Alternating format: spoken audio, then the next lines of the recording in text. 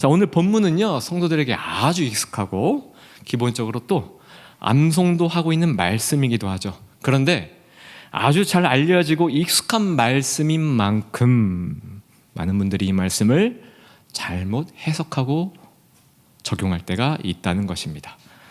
자, 믿음이 무엇이냐? 성경은 오늘 본문을 통해 믿음이 무엇인지 정확하게 말씀합니다. 1절이죠. 믿음은 바라는 것들의 무엇이다? 실상이요, 보이지 않는 것들의 증거니. 자, 믿음이란 바라고 있는 것이 실상화된다는 거죠. 우리 눈에 보이지 않는 것들이 증거가 되어져서 나온다는 말이에요. 이 말씀을 쉽게 무엇으로 예를 들어보면 좋을까, 비유를 들어보면 좋을까, 제가 설교를 좀 해서 막 고민을 했어요. 그래서 탁 떠오른 게 뭐냐? 나비. 못생기고 보잘것없어 보이는 애벌레 한 마리가 있습니다.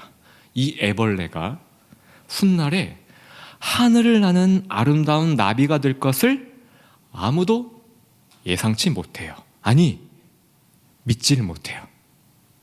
애벌레를 바라보는 모두의 시선은요, 그저 지금 당장 눈에 보이는 징그럽고 못생긴 애벌레일 뿐이에요. 애벌레는 주변의 곤충들에게서 무시와 핍박을 받으며 고통스러워합니다. 그러나 낙심하지 않아요. 이렇게 말합니다. 애벌레가, 나는 나비가 될 것을 굳게 믿어. 내가 바라는 것은 하늘을 훨훨 날며 우아한 자태를 뽐내는 존재가 되는 거야. 간절히 바라면 실상화될 것을 믿어. 지금은 눈에 보이지 않지만 훗날에 나의 이 믿음이 증거가 되어 나를 놀리는 저들의 코를 납작하게 만들 거야. 애벌레는 시간이 지나 번데기가 되었습니다. 번데기가 표준어인가요? 저는 나름 제가 전라도 사투리 안 쓴다고 자부를 하고 있는데 갑자기 떠올랐어. 번데기라고, 서울 사람들 번데기라고 해요? 번데기라고 해요? 번데기? 네. 네. 그리고 이 번데기에서 우화를 해서 결국 그토록 바랬던 나비가 되었어요. 자, 이 나비의 변화 과정을 예로 들어봤는데, 자, 성도님들, 혹시 여기서 중요한 핵심 포인트 찾았습니까? 자, 김대 형제님, 그 소원을 이뤄드릴게요. 이걸 만약 찾으셨다면요, 보통이 아니에요. C.S. 루이스와 같은 통찰력과 영성을 갖고 계신 분이에요. 당장 책 쓰셔야 돼요. 제가 말씀드린 이 나비의 예화에서 뭔가 찾은 거 있어요, 혹시? 이걸 만약 찾았다면 우리 대혁 형제님은 아주 대단한 통찰력과 영성을 지닌 분이에요. 못 찾았습니까? 네. 겸손하시네요. 자, 들어보세요. 애벌레는 본인이 바라고 노력한다고 해서 나비가 되는 걸까요? 아니죠. 원래부터 나비가 되도록 하나님에 의해 창조되었다는 사실이에요. 아멘. 애벌레 속에 하나님이 너는 나비가 될 거야 라는 하나님의 바람, 하나님의 소원, 하나님의 계획, 하나님의 비전을 심으셨다는 겁니다. 이게 오늘 본문에서 말하는 믿음의 정의라는 거예요. 빌립보서 2장 13절 말씀입니다. 너희 안에서, 대어가 네 안에서 행하시는 이는 네가 아니라 나 여호와 하나님이시니 자기의 기쁘신 뜻을 위하여 너희에게 소원을 두고 행하게 하시나니. 아멘. 네. 우리는 모두 예수님과 묶여있는 존재예요. 예수님께 붙어있는 가지의 존재라는 거죠. 예수님을 떠나서는 우리가 열매를 맺을 수 있는 삶을 살 수 있을까요? 없을까요? 없어요. 성경에서 말하는 믿음의 삶이란 철저히 하나님께, 예수님께 붙어 있는 거, 의지하는 거예요. 나의 의지, 나의 철학, 나의 노력으로 사는 능동적인 삶도 필요하지만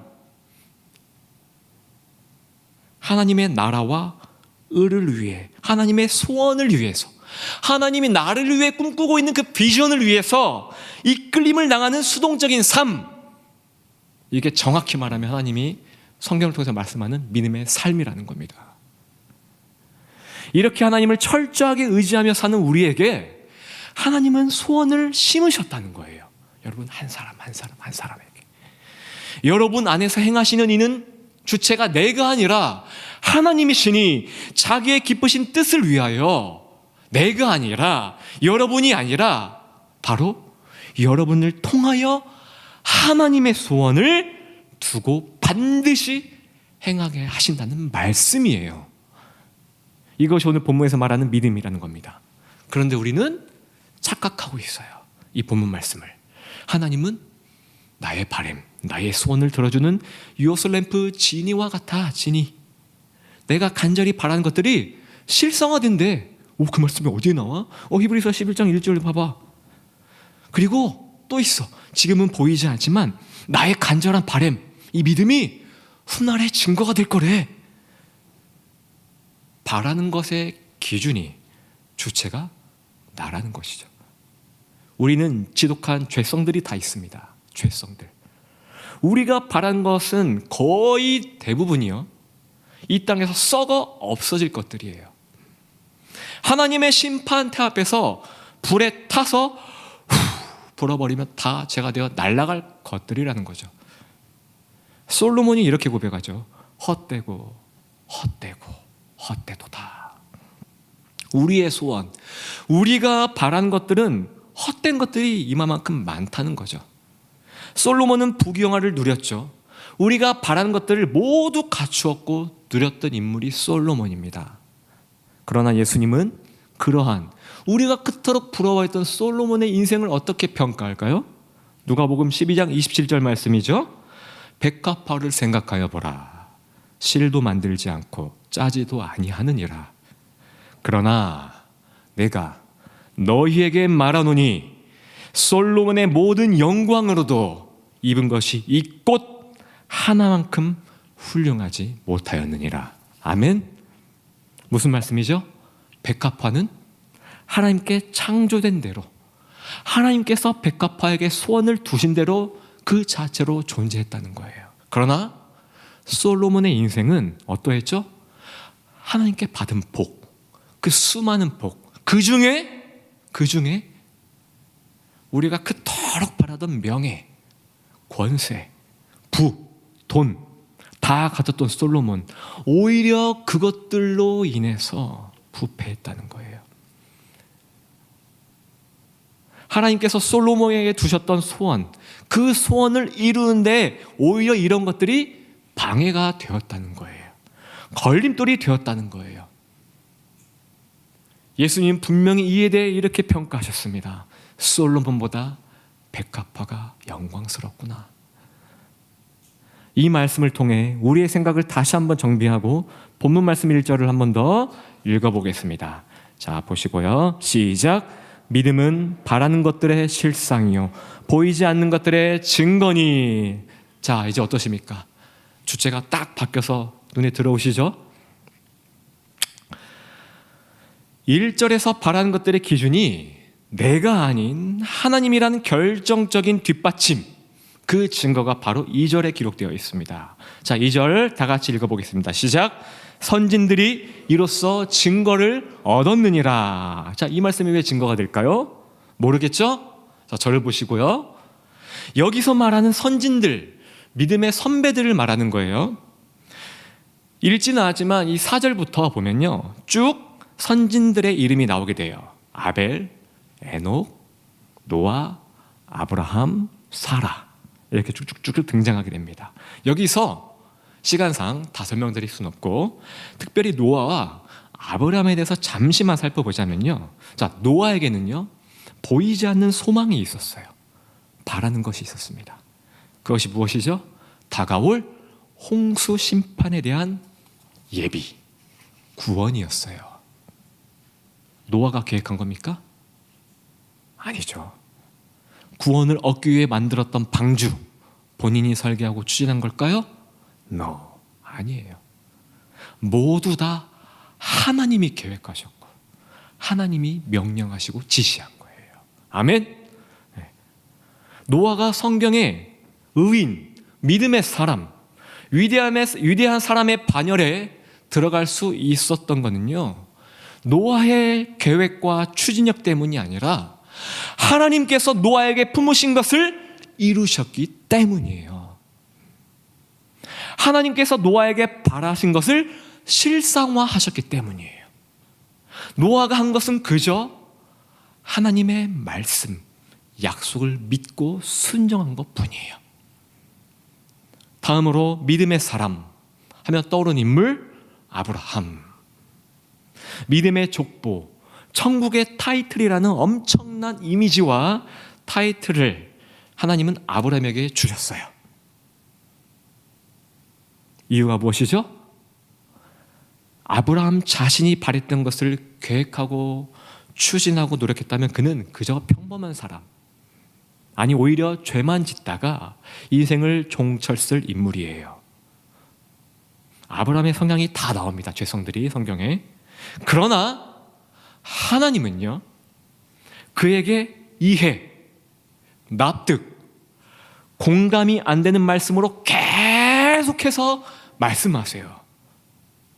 아브라함아, 듣보잡이라고 하죠. 요즘 말로 듣보잡.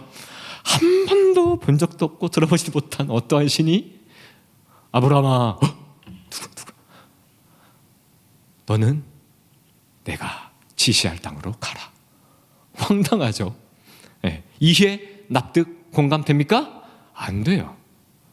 자, 여기서 끝이 아니에요. 내가 너로 하여금 바다의 모래와 같은 자손을 주리라. 이해, 납득, 공감 안 됩니다. 내가 너로 하여금 민족을 이루리라. 내 백성을 만들 거야. 내 나라를 만들 거야. 자, 가장 이해가 안 되는 거, 가장 납득과 공감이 안 되는 거, 아브라함아, 내가 사랑하는 독자 이삭을 제물로 바쳐라. 자, 모두 이해, 납득, 공감이 되지 않는 말씀들을 아브라함은 수도 없이 받았습니다. 수도 없이. 아브라함이 한 것은요, 이 말도 안 되는 하나님의 말씀을 모두 받아들였다는 사실이에요. 수용했다는 거예요. 흡수했다는 거예요. 스펀지처럼. 그 결과 하나님은 아브라함을 통해 하나님의 백성, 나라를 완성시키셨다는 것입니다. 또 하나, 어떤 타이틀을 주셨다고요?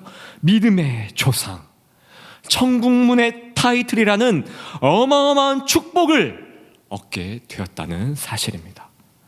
자, 또 한 사람만 살펴볼게요. 모세.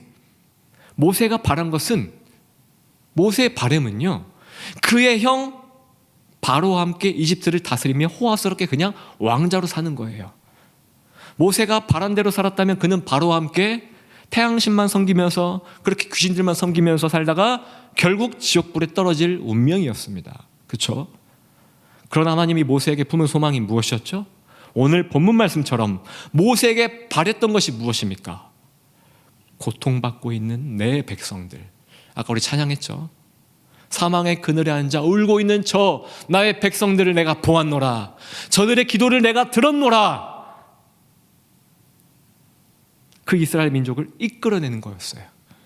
하나님은 모세를 광야로 끌어내고 만나주시고 거기서 하나님의 꿈을 듣게 됩니다. 모세의 꿈이 아니에요. 하나님의 꿈을 모세가 듣게 돼요. 그 하나님의 꿈을 이뤄내기 위해 하나님의 능력까지도 받게 돼요. 모세는 그저 하나님의 말씀에 무엇만 했다? 받고 아멘. 순종만 한 거예요. 순종만. 모세의 바람을 이루고자 이집트로 쳐들어간 게 아니에요. 모세의 바람을 이루고자 바로에게 10번이나 대항한 게 아니에요. 모세 자신을 통해 이루고자 하는 하나님의 꿈을 실상화하기 위해서, 증거가 되기 위해 순종했다는 겁니다. 하나님의 꿈을 실상화하기 위해서. 시간상 다 말씀드릴 수는 없습니다. 이 외에도 성경에서 믿음의 족보에 들어간, 그 반열에 들어간 선진들 모두가 전부 다 이렇게 하나님의 비전을 발견했고 그것이 본인의 꿈이 되어 나아갔던 자들이라는 사실입니다. 하나님은 그 길을 걸었던 자들을 복되다 말씀하셨고 그들만이 나의 참된 자녀들이다 인정하셨습니다. 반면 하나님의 말씀, 하나님의 꿈을 무시하고 자신의 계획만 고집하고 의지만 붙들고 살았던 자들 어떻죠? 모두 패망의 길, 망하는 길을 걸었다는 사실이죠. 하나님은 그들을 향해 어떻게 평가했죠? 이 어리석은 자들아, 눈먼 자들아, 눈에 보이는 것만 쫓는 자들아, 넓은 길을 택한 자들아, 너는 영영 꺼지지 않는 지옥불에 들어가리라. 이렇게 말씀하셨다는 겁니다. 설교의 예화로 많이 쓰이는 인물 닉 부이치치, 이렇게나 설교하러 많이 쓰이는 것 또한 하나님의 어마어마한 축복인 것 같습니다. 그렇죠? 사지가 없는 인생으로 태어났죠.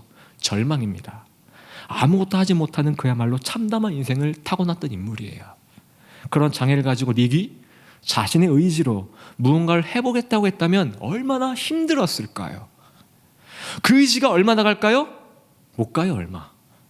얼마나 많은 한계에 부딪히고 또 넘어져야 할까요? 그렇죠? 수많은 도전, 그리고 또 한계의 벽, 절망, 또 다시 일어서고 또 수많은 도전, 또 한계의 벽, 또 절망, 이 모든 것을 반복적으로 경험하면서 힘들게 살았어야 했을 거예요. 그러나 하나님은 사지가 없는 닉에게 오늘 본 말씀처럼 바라는 것이 있었습니다.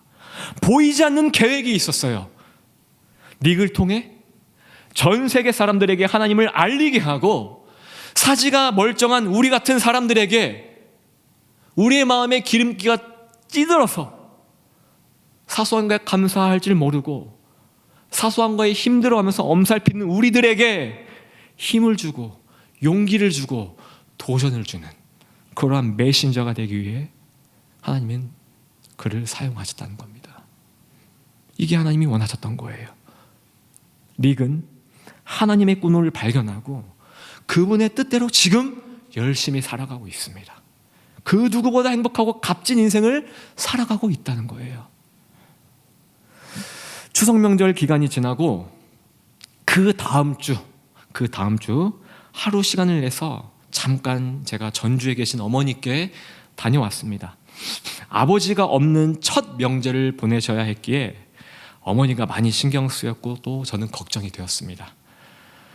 제가 걱정을 한 이유는 이것 때문이에요. 어머니에게 아버지는 하나님 같은 존재였습니다. 하나님. 주변에 많은 사람들이 인정할 정도였어요. 저렇게 아내에게 헌신한 남편이 또 있을까? 저렇게 아내를 사랑하는 남편이 또 있을까? 저희 어머니는 10번이 넘는 전신마취, 큰 수술을 수차례나 하셨습니다. 아버지는 그 어머니의 병간호를 어찌나 헌신적으로 하셨는지 병원의 담당 교수님, 의사, 간호사들도 다 칭찬하며 인정할 정도였어요. 그뿐만이 아닙니다. 어머니뿐만 아니라 교회 일이라면 목숨도 아끼지 않을 만큼 굉장히 부지런하셨고 희생하셨고 성실하게 앞장서셨던 분이에요.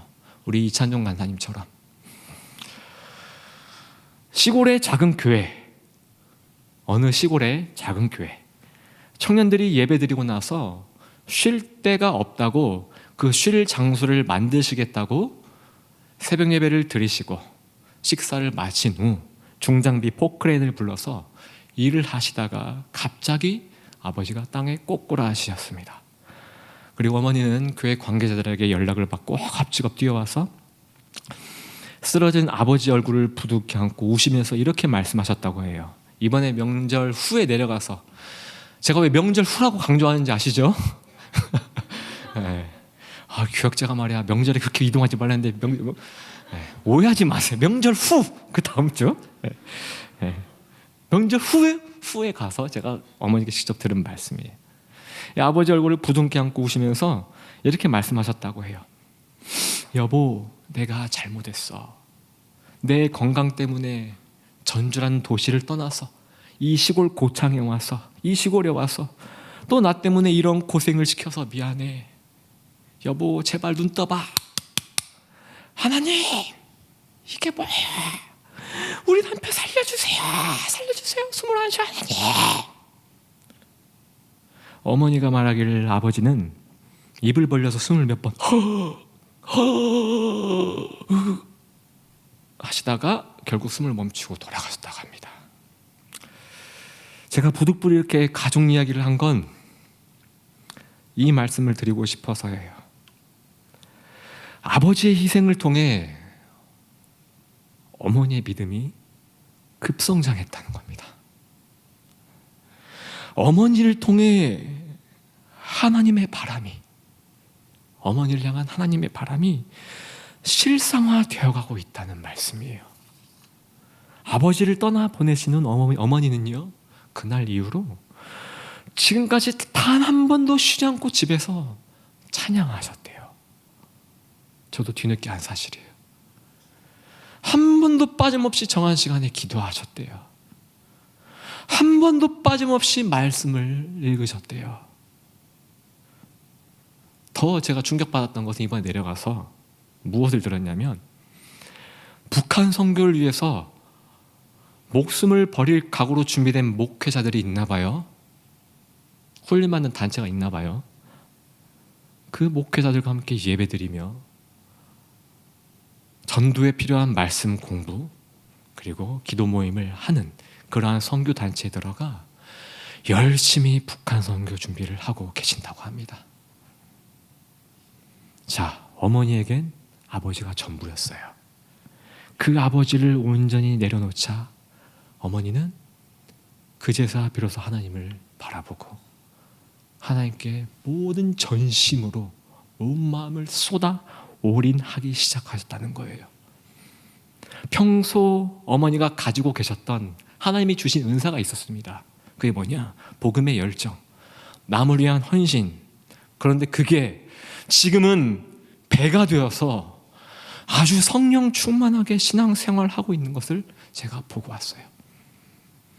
이번에 내려가서 이런 어머니를 뵙고 나니까 저의 걱정은 오히려 하나님에 대한 불신처럼 다가왔어요. 목사로서 정말 많은 도전과 또 은혜를 받았던, 또 부끄러웠던 그런 하루였습니다. 성경에 기록된 이 선진들 하나같이 모두 절망 가운데 놓여있던 자들이었어요. 믿음의 길을 걷는다 할지라도 여전히 그들에겐 절망이라는 위기가 찾아왔다는 사실이에요. 그러나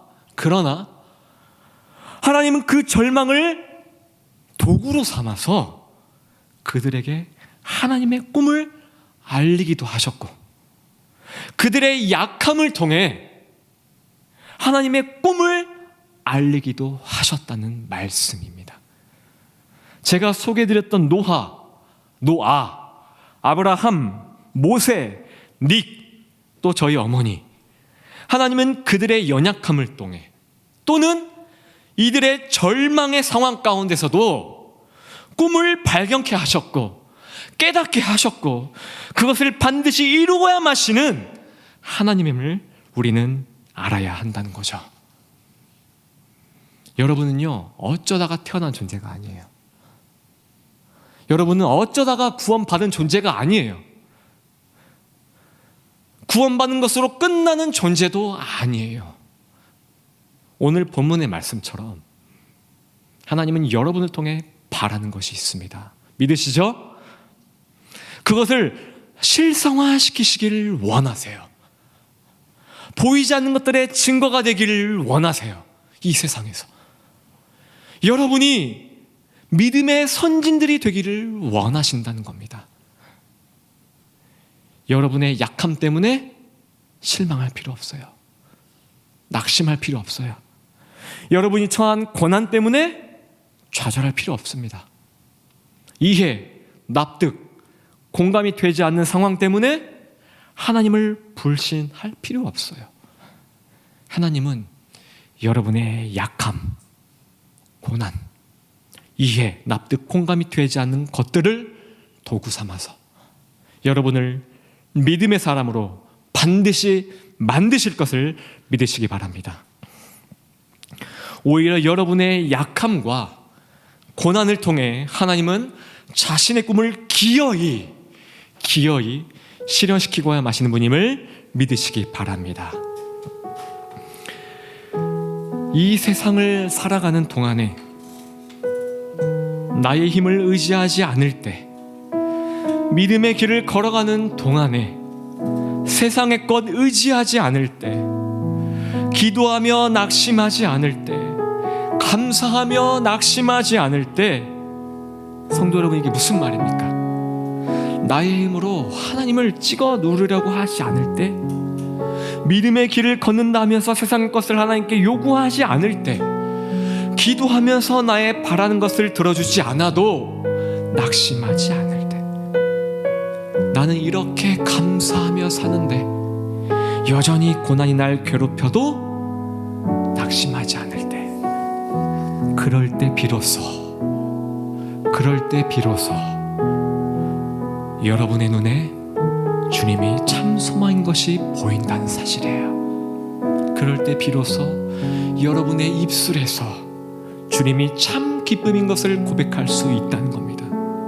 그럴 때 비로소 여러분의 입술에서 이런 고백이 터져 나올 거예요. 자, 한번 따라해 볼까요? 하나님의 꿈이 나의 비전이 되고, 예수님의 성품이 나의 인격이 되고, 성령님의 권능이 나의 능력이 되길 원하고 바라고 기도합니다.